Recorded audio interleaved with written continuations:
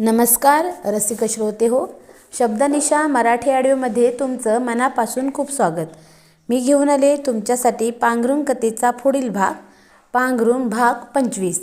तुम्ही कथा ऐकायला उत्सुक असालच याची मला खात्रीच आहे, कारण तुम्ही आतापर्यंत खूप चांगला प्रतिसाद देत आहात.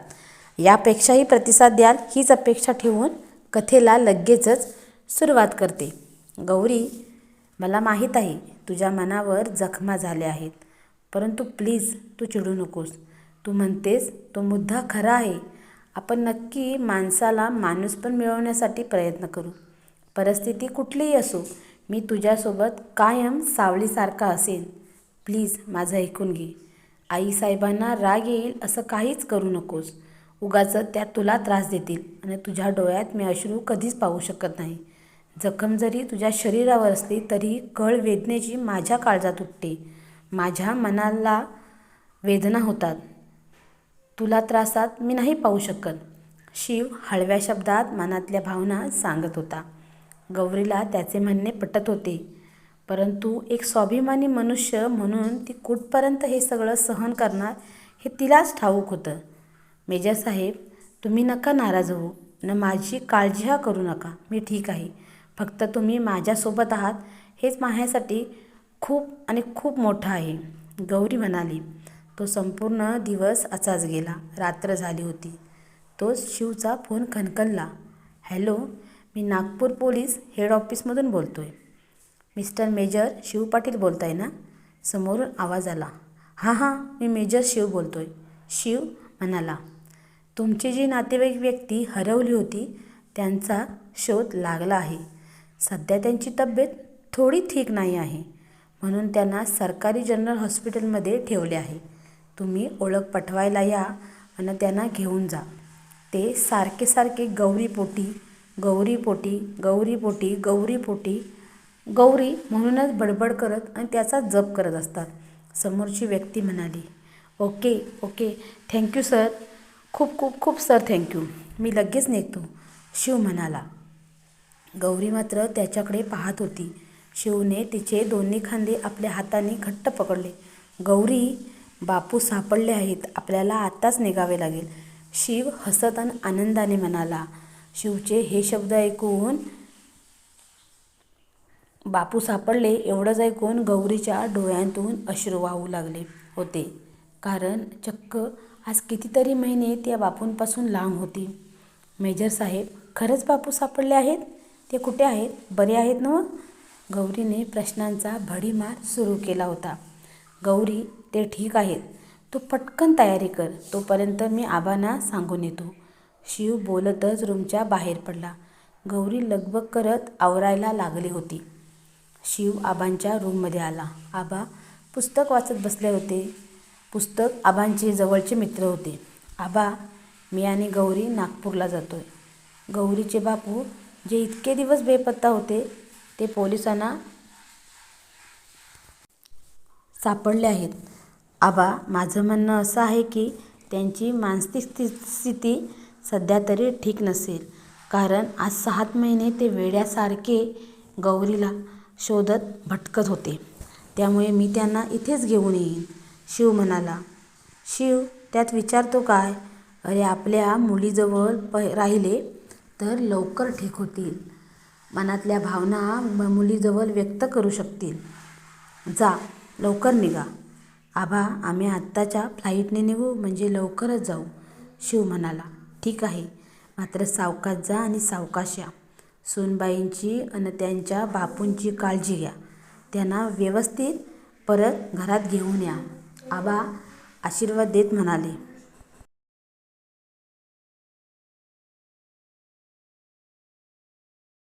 कारण तुमच्या साथीमुळे प्रत्येक संकटावर मी लीलया पार करतो. शिव आणि गौरी लगेच निघून गेले. दोघांनी एकदम आबांचे आशीर्वाद घेतले. काही तासांच्या प्रवासानंतर दोघेही नागपूरला पोहोचले होते. दोघेही पोलीस मुख्यालयात होते.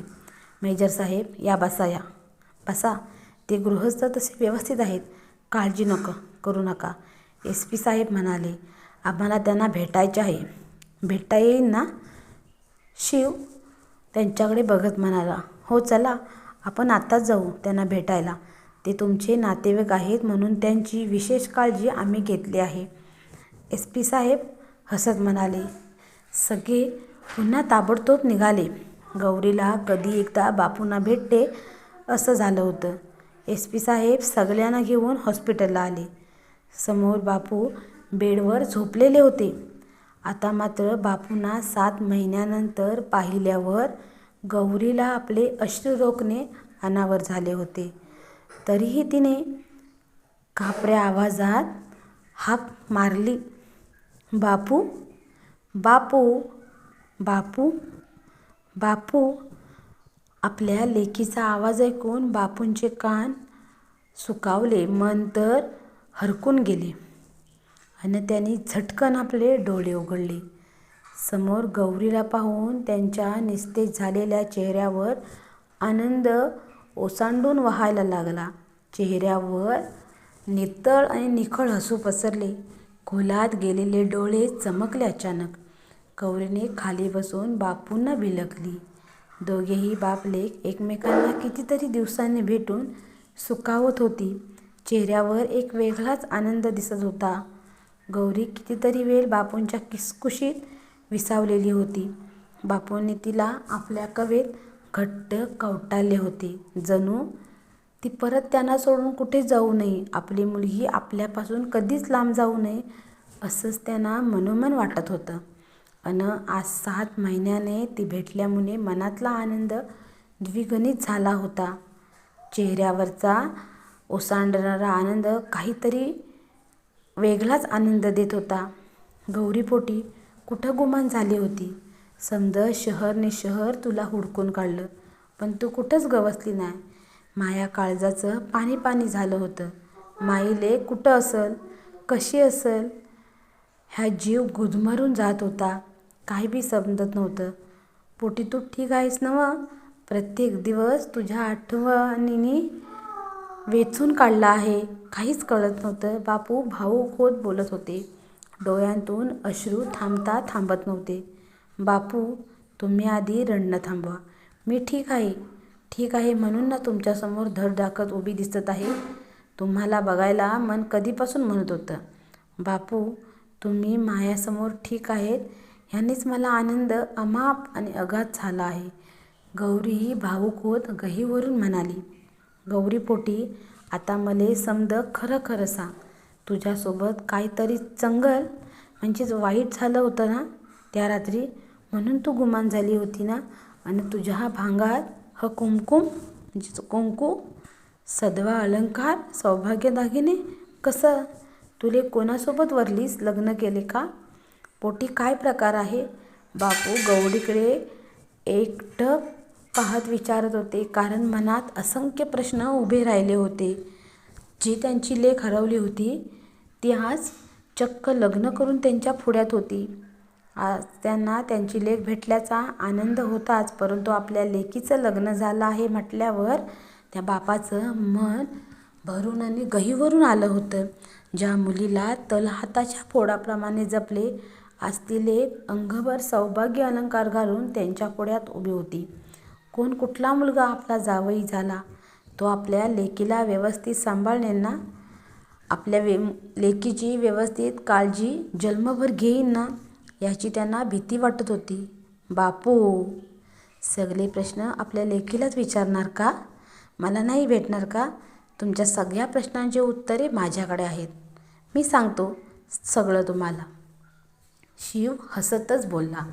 बापूंना आवाज थोडा ओळखीचा ऐकायला आला, परंतु तो कोणाचा आहे हेच त्यांना कळत नव्हते. बापूंनी आवाजाच्या दिशेने पाहिले. समोर मेजर शिवला पाहून ते अचंबित आणि आश्चर्यचकित झाले. मेजर साहेब, तुम्ही इथं कसं? बापू म्हणाले. परंतु बापू पुढे काय बोलणार तो शिवने आपलं म्हणणंही चालू केलं होतं. बापू, तुम्हाला असंख्य प्रश्न पडले आहेत, मला माहीत आहेत. बापू, मी आणि गौरीने लग्न केलं आहे. तिच्या गळ्यात असणारं मंगळसूत्र, भांगातलं कुंकू त्याची साक्ष आहे. बापू, आता तुम्हाला वाटेल गौरी तर त्या दिवशी गायब झाली आणि मग मला भेटली कशी?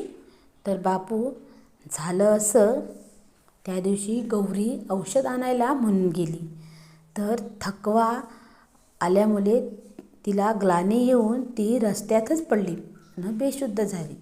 मग लोकांनी मदत करून तिला दवाखान्यात दाखल केले.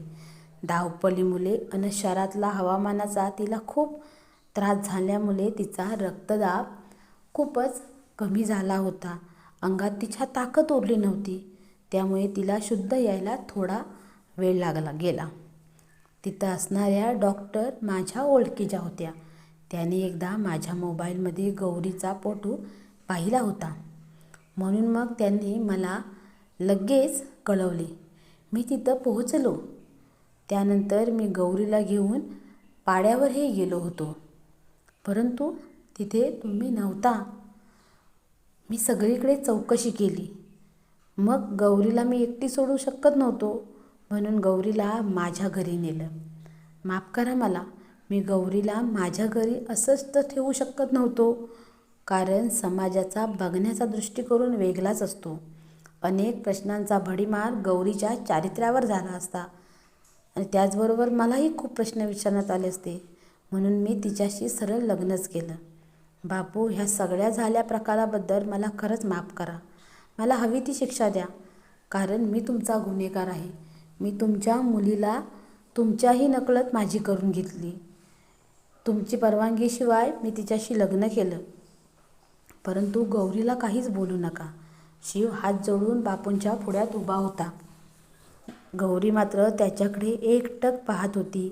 आपलं खरं बापूंना कळलं तर त्यांना होणारं दुःख तो पाहू शकत नव्हता, म्हणून त्याने शितापीने सगळं लपवलं होतं. आज गौरीला शिवचं नवीन रूप कळलं होतं आणि आपण एका देवमाणसाच्या आयुष्याचा भाग आहोत, नाही त्याचं आयुष्य आहोत, यातच तिला धन्य वाटत होतं. थँक्यू. ह्या कथेचे हक्क लेखिकेकडे राखीव आहेत. पांघरुण कथा तुम्हाला आवडत असल्यास शब्दनिशा मराठी ऑडिओला यूट्यूबवर सबस्क्राईब करा. त्याचबरोबर बेल आयकॉनवरही प्रेस करा, म्हणजेच कथेचा पुढील भाग टाकल्यावर तुम्हाला लगेच सूचना मिळेल.